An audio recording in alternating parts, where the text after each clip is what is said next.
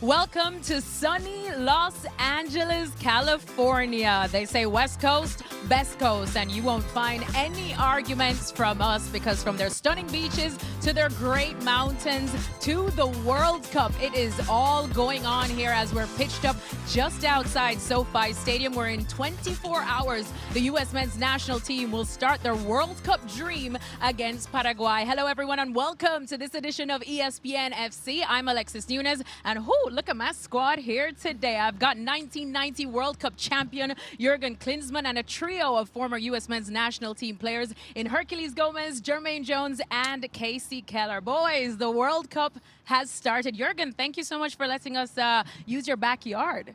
You're more than welcome, anytime. When you're a World Cup champion, you get some stunning real estate. Guys, you feeling the World Cup fever? Getting there. It's a good opening match. It finally feels like we're at the World Cup, but I think we still need to feel it here. We need to feel it in L.A. You're not feeling the heat from I up can feel top? the heat. That I do feel. Black was a bad color. Black was a bad color. All right. Well, as Herc said, there was a pretty good opening match indeed, and it was Mexico who went up against South Africa, and it was El Tri who managed to get a 2-0 win in the end. Raul Jimenez amongst the goal scorers, but nobody left unscathed because they saw not one, not even two, but 3 red cards in this one. Herc, it was entertaining. It was very entertaining and almost a perfect evening for the Mexican national team. You come back to Estadio Azteca, the mythical stadium that saw Pelé lift the trophy, that saw Diego Armando Maradona lift the trophy, and now finally, this version of the Mexican national team with Javier Aguirre in his final dance, the last dance, is going to get a chance to prove what they can do, maybe make history, and it was almost perfect. You got Quiñones on the scoreboard, Brian Gutierrez was dangerous, Fidalgo was dangerous, you were in control for the majority of the match, and then 40-something minutes, a man up. You've got to put your foot on the accelerator. You got to put your foot on the throat. You got to take out the opponent. These goals, the differential, could mean the difference of first place or second place in this expanded World Cup. They did not. They didn't do it with one-man advantage. They didn't do it with a two-man advantage. And worst case scenario was when you were in control, you're going to lose one of your better defenders for the next game. So almost a perfect evening for the Mexican national team, but a perfect way to start off this World Cup. Perfect way to start off, right, Jurgen? Absolutely. I mean, it's always tricky to start, the World Cup, to be the team that, the whole world is watching now, to kick it off. And you're nervous, you're anxious. You don't want to fail in that huge opportunity. And so all that really matters is get 3 points, somehow get 3 points. Now, obviously, if you're the home nation, then you want to convince already your fans early on that you're on the right track. They got the early goal and everything seemed to go in the right direction, but then they couldn't add the second one. They had to wait until, obviously, Raul Jimenez then added the second goal, and with a beautiful goal as well. But those games are very tricky. For a home nation like Mexico, it's almost like you can only lose. Everybody expects you to get the 3 points and to have a convincing performance and to get everybody on your side. I think they are now really relieved. They are happy in the locker room. They got it out of the way. Get the 3 points, started well, and we're all happy because the World Cup finally kicked off. Yeah, Jermaine, when you talk about the pressure, we talk about the pressure, and we'll continue talking about the pressure the USA will be facing here tomorrow to start. Well, Mexico did it more of a sigh of relief that they needed. Yeah, of course. Like Jürgen and Hercules already said, I think the first game is always the game where you try to get into the tournament. And we all know it's most of the time not the best or the beautiful game. It's more just about, like, let's get in, let's try to get the win. And especially we all been to Azteca. We know how we can turn on you. So an early goal, and then now, it's 2-0. You go home and you go back to the locker room and you say, like, the first game is done. Now focus on the next one, what comes. And I think similar like the U.S. team here tomorrow. They're sitting right now in the hotel and say, let's go see how Mexico did it. We have our hometown and we play here at home, and we have to get somehow that win. Casey, you know that the Azteca is no easy way to play, especially for South Africa, but especially for Mexico being the home team. How did you feel they did? Well, I thought they started the match very brightly. They pressed well. They got their early goal, as Jurgen said. And then under Aguirre, they've been very conservative. And I think you saw that. They got their goal, and then there was this instant mentality of just dropping back and defending. And I think it got frustrating. I think the fans started to get frustrated. Then you had the advantages and the frustration that then they didn't see the the flair that you expect from Mexico. But we've been seeing that for the last couple of years, that lack of flair. So what you have to get used to is a different conservative approach from Mexico. They got the second goal. And yes, I agree with Herc. I agree with Jermaine. Winning is the only thing that matters. But the way they could have won, the way they could have really set the tone for that first match and to establish that leadership in the group. Herc, as Casey was saying, bright start, but then they did drop off. The crowd started to get on them. We saw 3 cards in the game, of course, 2 being for South Africa. What do you think happened there? Tempers flaring, the occasion getting the better of them?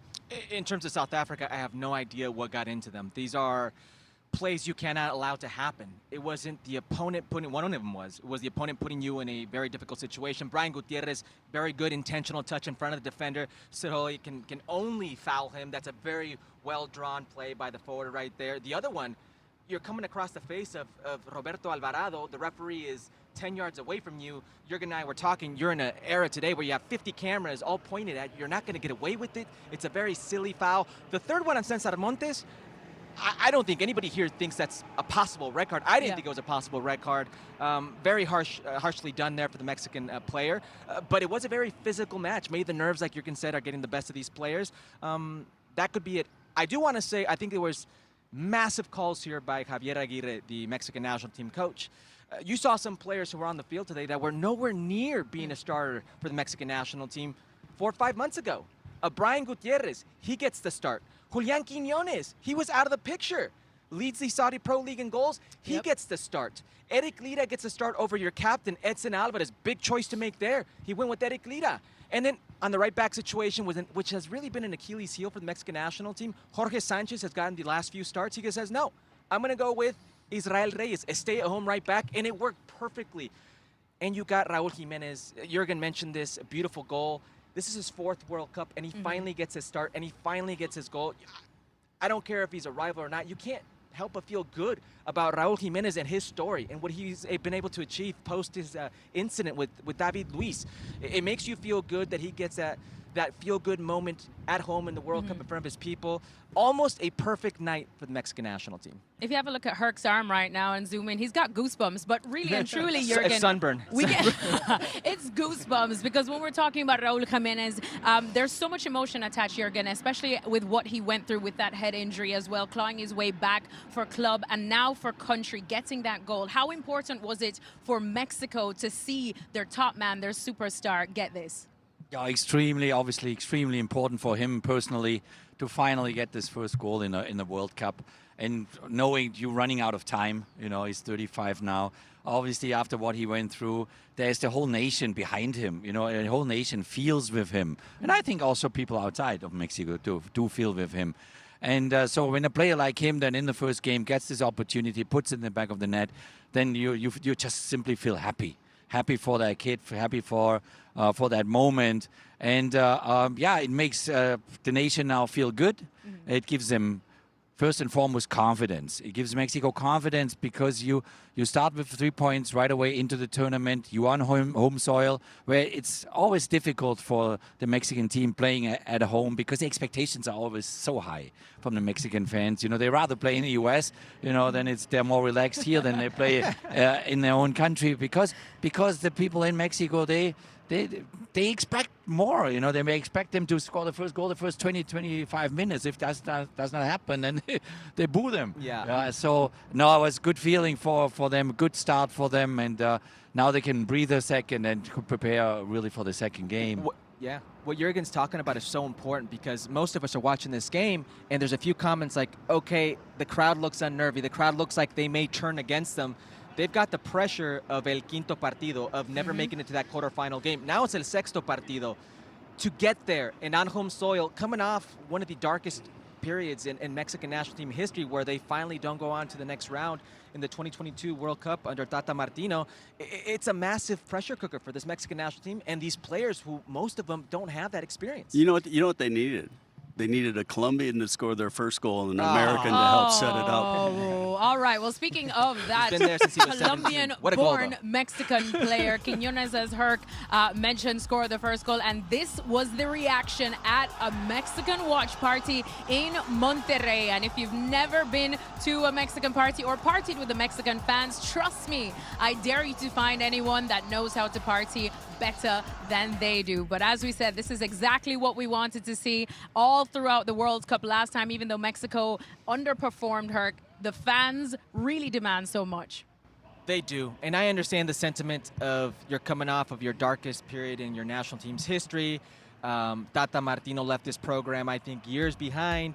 In Javier Aguirre, you have a national team coach who's known in Mexico as a bombero. That is a fireman. Literal translation. You bring in a fireman when the house is burning to save the house. That's what he's been in La Liga. They bring him in to steady the ship, to make sure a team doesn't get relegated.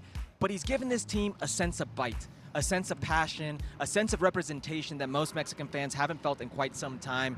I thought it was good, very good. Casey mentioned how pragmatic they've been under Javier Aguirre. I think that's an amazing assessment. That's who they are. That's not the Mexican way.